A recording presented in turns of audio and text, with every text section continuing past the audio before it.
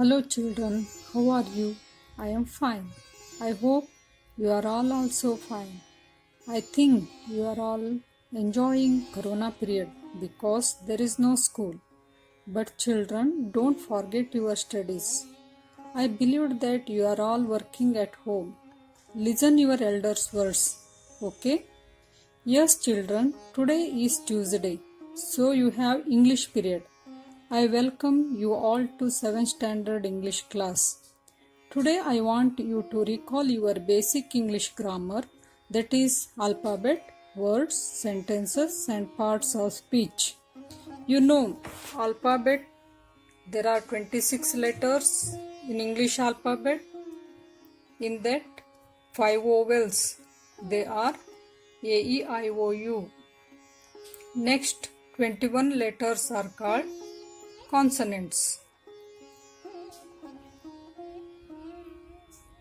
Next one is word. What is a word? Word is a group of letters which gives meaning. For example, school, bus, table, chair, etc. You already learned these all things. Next, sentence. What is a sentence? Sentence is a group of words which makes complete meaning. ವಾಕ್ಯ ಎಂದರೆ ಅರ್ಥವನ್ನು ಕೊಡುವಂಥ ಕ್ರಮಬದ್ಧವಾಗಿ ಜೋಡಿಸಲ್ಪಟ್ಟ ಪದಗಳ ಗುಂಪು. Examples are I am going to market, he is my son, Rama and Shama are friends, etc. There are 4 kinds in sentences. They are declarative sentence, ಸರಳ ವಾಕ್ಯಗಳು. ಸೆಕೆಂಡ್ ಒನ್ ಇಂಟ್ರಾಗೇಟಿವ್ ಸೆಂಟೆನ್ಸ್, ಪ್ರಶ್ನಾರ್ಥಕ ವಾಕ್ಯಗಳು. Third one is imperative sentence, ಆಜ್ಞಾಧಾರಕ ವಾಕ್ಯಗಳು. Last one is exclamatory sentence, ಭಾವಬೋಧಕ ಅಥವಾ ಭಾವಸೂಚಕ ವಾಕ್ಯಗಳು.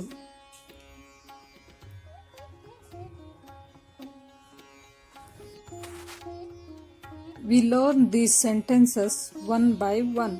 First one is declarative sentences. It's also called assertive sentences. ಸರಳ ವಾಕ್ಯಗಳು. What is assertive sentence? Assertive sentence gives statement. ಒಂದು ಹೇಳಿಕೆಯನ್ನು ಕೊಡುವಂತಹ ವಾಕ್ಯಗಳೇ assertive sentence. I am a teacher. I am a girl. Sita is a beautiful girl. Gopal is a very natural singer. I live at Munvalli. My birthday is on August 19th, etc. Next one is interrogative sentence, ಪ್ರಶ್ನಾರ್ಥಕ ವಾಕ್ಯಗಳು. Interrogative sentence ask questions. ಪ್ರಶ್ನೆ ಕೇಳುವಂತಹ ಎಲ್ಲ ವಾಕ್ಯಗಳು interrogative sentences. For example, who are you? How are you? When is your birthday? What are you doing? What does your father do? Etc. Third one is imperative sentence. Imperative sentence says order, request, blessings. Imperative sentence ಆಜ್ಞಾಧಾರಕ ವಾಕ್ಯ. ಆಜ್ಞೆಯನ್ನು ಮಾಡುವಂತಹ, ಬೇಡಿಕೆಯನ್ನು ನೀಡುವಂತಹ, ಆಶೀರ್ವಾದವನ್ನು ನೀಡುವಂತಹ, ಹಾರೈಸುವ ಎಲ್ಲ ವಾಕ್ಯಗಳು imperative sentence. For example, may God bless you, please give me your pen, get out from here, stand up on the bench, shut your mouth, etcetera. Fourth one is exclamatory sentence, ಭಾವಸೂಚಕ ವಾಕ್ಯಗಳು. Exclamatory sentence shows sudden feeling. ನಮ್ಮ ತತ್ಕ್ಷಣದ ಪ್ರತಿಕ್ರಿಯೆಯನ್ನು, ಅದು ಸಂತೋಷದಲ್ಲಾಗಿರಬಹುದು, ದುಃಖ, ಆಶ್ಚರ್ಯದಲ್ಲಾಗಿರಬಹುದು, ತತ್ಕ್ಷಣದ ಪ್ರತಿಕ್ರಿಯೆಯನ್ನು ತೋರಿಸುವಂತಹ ವಾಕ್ಯಗಳೇ exclamatory sentences.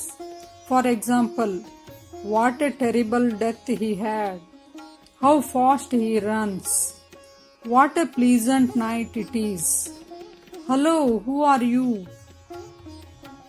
alas, he is died, etc.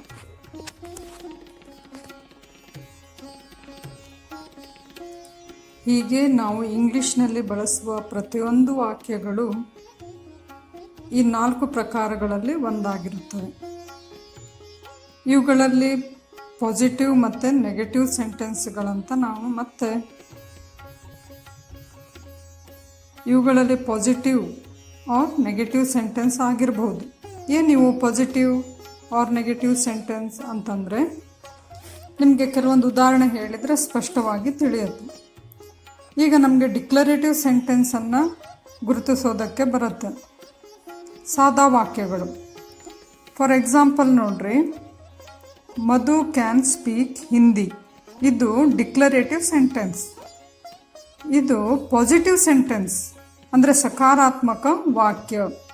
Negative sentence ಅಂತಂದರೆ ನಕಾರಾತ್ಮಕ ವಾಕ್ಯ. ಅಂದರೆ ಯಾವ ವಾಕ್ಯದಲ್ಲಿ ನೋ ನಾಟ್ ಇರುತ್ತೋ ಅಂಥ ವಾಕ್ಯಗಳನ್ನು ನಾವು ನೆಗೆಟಿವ್ ಸೆಂಟೆನ್ಸ್ ಎಂದು ಕರೆಯುತ್ತೇವೆ.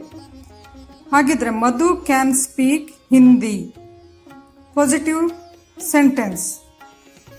ಮಧು cannot speak Hindi, this is negative sentence.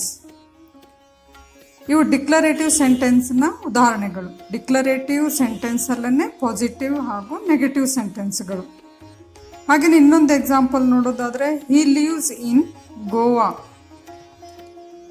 ಇದು ಪಾಸಿಟಿವ್ ಸೆಂಟೆನ್ಸ್. ಹಾಗಾದರೆ negative sentence, he does not live in Goa. ನೋಡ್ರಿ, ಅಲ್ಲಿ ಡಸ್ ನಾಟ್ ಅನ್ನೋ ಒಂದು ವರ್ಡ್ ಬಂದಿದೆ, ಆದ್ದರಿಂದ ಅದು negative sentence. Next sentence, the sun has risen. Positive sentence ಇದು. Negative sentence, the sun hasn't risen. Hasn't not ಬಂದಿದೆ ಅಲ್ಲಿ, ಆದ್ದರಿಂದ ಅದು ನೆಗೆಟಿವ್ ಸೆಂಟೆನ್ಸ್. ಇವೆಲ್ಲವೂ ಡಿಕ್ಲರೇಟಿವ್ ಸೆಂಟೆನ್ಸಿನ ಪಾಸಿಟಿವ್ ಹಾಗೂ ನೆಗೆಟಿವ್ ಸೆಂಟೆನ್ಸ್ಗಳು. ಹಾಗೆಯೇ ಇಂಟ್ರಾಗೇಟಿವ್ ಸೆಂಟೆನ್ಸಲ್ಲೂ ಕೂಡ ಪಾಸಿಟಿವ್ ಹಾಗೂ ನೆಗೆಟಿವ್ ಸೆಂಟೆನ್ಸ್ಗಳಿವೆ. ನಿಮ್ಗೆ ಈಗಾಗಲೇ ಇಂಟ್ರಾಗೇಟಿವ್ ಸೆಂಟೆನ್ಸ್ ಗುರುತಿಸೋದಕ್ಕೆ ಬರುತ್ತೆ. ಯಾವ ಸೆಂಟೆನ್ಸಲ್ಲಿ ಪ್ರಶ್ನಾರ್ಥಕ ಚಿಹ್ನೆ ಇರುತ್ತೋ ಅವು ಇಂಟ್ರಾಗೇಟಿವ್ ಸೆಂಟೆನ್ಸ್. ಈಗಿಲ್ಲಿ ಕೆಲವೊಂದು ಎಕ್ಸಾಂಪಲ್ ನೋಡೋದಾದರೆ, did Arun go home. Did Arun go home positive interrogative sentence. ಅದೇ ಇಂಟ್ರಾಗೇಟಿವ್ ನೆಗೆಟಿವ್ ಸೆಂಟೆನ್ಸ್ ನೋಡೋದಾದರೆ, didn't Arun go home. Didn't Arun go home. Next sentence ನೋಡ್ರಿ, positive sentence, interrogative positive sentence.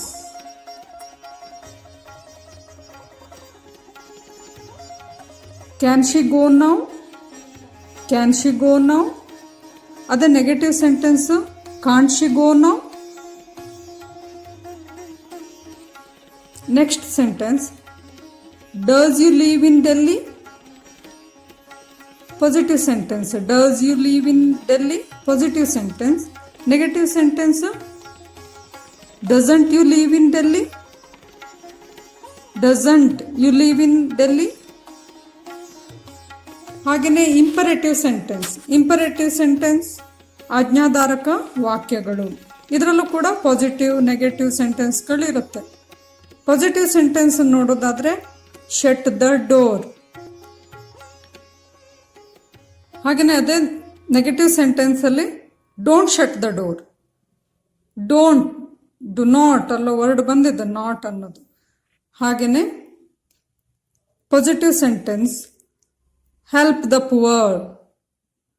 Negative sentence, don't help the poor.